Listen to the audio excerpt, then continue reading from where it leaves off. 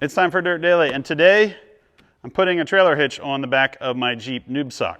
Noobsock is a 2018 Jeep JL Wrangler two-door. So the JL was the Wrangler that was introduced in 2018, and it's the current model. They had the JL Unlimited and the JT, which is the Gladiator. Before the JL, they had the JK, also a two-door and four-door option. That was run from 2007 up till 2018.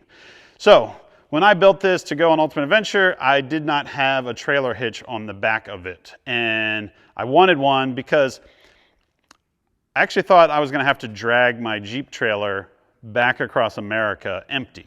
So my thought was, if I get a trailer hitch, I can put it on the Jeep, tow the empty trailer. This has a towing capacity of about 2,000 pounds. My trailer is probably right about that. And I was like, that'll be okay. I can get home with an empty trailer and I can tow it behind my trail rig. As it turned out, I ended up using that Jeep Grand Wagoneer to tow Noobsock on the trailer, so I didn't really need the trailer hitch. But the other benefit of a trailer hitch is you can use it as a recovery point. For example, you can use something like this. This is from Tow Points. There's a company up in Idaho, and I got this from a company called Yankum Ropes. They make a bunch of recovery stuff, and they sent me this to try out, which is pretty cool. It's billet aluminum. The inside is nice and rounded, so you can put a soft shackle in there. And the way this works is it slides into your recovery point. You put your receiver hitch pin in there, and then you can use this as a recovery point. The same as the recovery points out here on the bumper, but these kind of have a more of a sharp squared off edge. Not as good for a soft shackle and better for like a steel shackle, where this one is rounded. The problem with this and with any trailer hitch is that a lot of times when you're going four-wheeling, this thing's hanging out in the back, and if you're dropping off of stuff, your departure angle you might hit this on the rocks.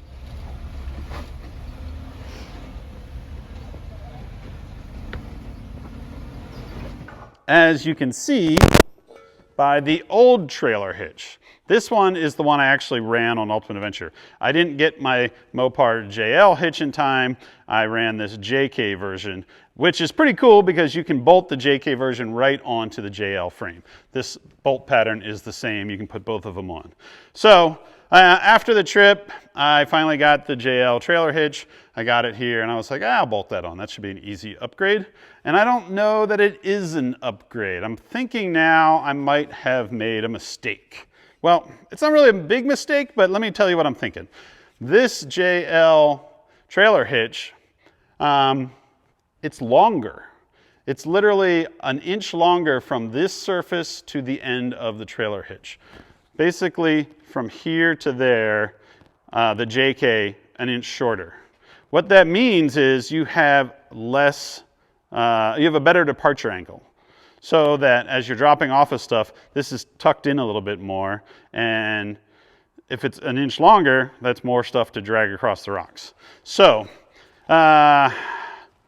maybe I shouldn't have swapped this out. I've already got it on there. I'm going to leave it. I'm going to see how it works. I mean, I guess you could say hypothetically this is a benefit because I have the tire hanging out here. Maybe it'll protect it a little. I don't know. I think that's a bogus answer. I think the smart trick is to put a JK trailer hitch on a JL. Why did they make the new trailer hitch an inch longer? I have no idea. But they both work. They both bolt on. The JK one does have this little bracket that drops down, which is probably for trailer brake wiring. The JL version comes with a separate piece that bolts on beside this, and it has both a 4-pin and a 7-pin connector.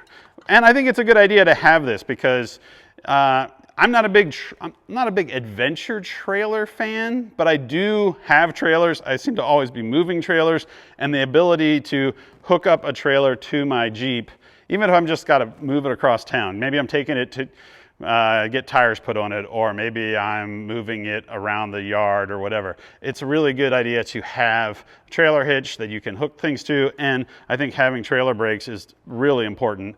No matter what you're towing, if the trailer has trailer brakes, you want a trailer brake wiring, you want a trailer brake controller, and this kit comes with a system that you replace one of the power ports in the dash with a trailer brake controller. Probably more important if you have, say, a diesel Gladiator or a 4-door, which you're probably towing more. This thing is only rated to about 2,000 pounds, so you're probably not going to be towing a lot of stuff.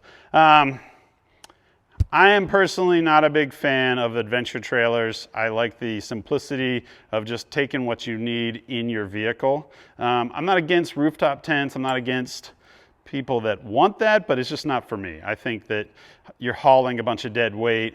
Yes, it's nice because you can like stop and set up camp and have your home base and then take your four-wheeler and go exploring and then come back to that home base. I get that, but for me, I'm just not as into that. I think I would rather just have everything in the Jeep, because if I'm four-wheeling and I want to camp out in some canyon or up on some mountaintop, I have everything there versus trying to drag a trailer along behind me. So I'm not as big a fan of the trailers. I know a lot of people are. I do seem to tow a lot though, but that's usually when I'm towing one of my rigs or towing some vehicle somewhere or dragging home some more junk that I don't need. All right, that's it for this Dirt Daily. I have a new trailer hitch on the Jeep. I'm gonna keep the other one because if this thing turns out to be a problem, I'm gonna swap it back to the JK version. Do you guys know what this is? This thing on the muffler? That's called the Muffler air dam, and that's for aerodynamics for fuel economy. It's only available in the Sport JL. I don't know if it really helps with fuel economy because I bolted giant tires on it and would probably killed all the economy I was getting from that. But I thought that thing would get ripped right off the first time I went wheeling, and it's still hanging in there, so maybe it's not that bad. That's it. We'll see you guys next time.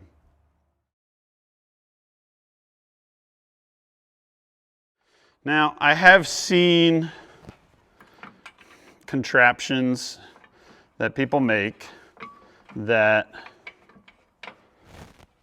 it's like a thing you put in your receiver hitch and it comes down and hangs down here and has a skid plate on it. I think those are kind of dumb. I don't know that I've seen them for Jeeps though. I feel like most of the ones I've seen are for Toyotas.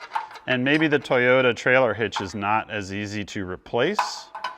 So people think that they should buy this other thing that hangs down even further. I'm not a big fan of that.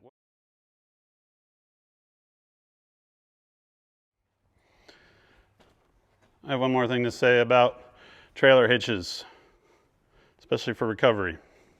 Never, ever, ever, ever, ever, ever, never, ever, ever use a trailer ball to recover a vehicle. Don't take a tow strap and hook it over the trailer ball. Don't do that. These will break. People will die. People have died. Don't do it. Use one of these, put a shackle in it, put a soft shackle in it, hook it to your trailer strap, your recovery strap. Do not use a trailer ball for recovery. Stop it. Stop doing it. Don't do it. You're going to kill somebody. Bye.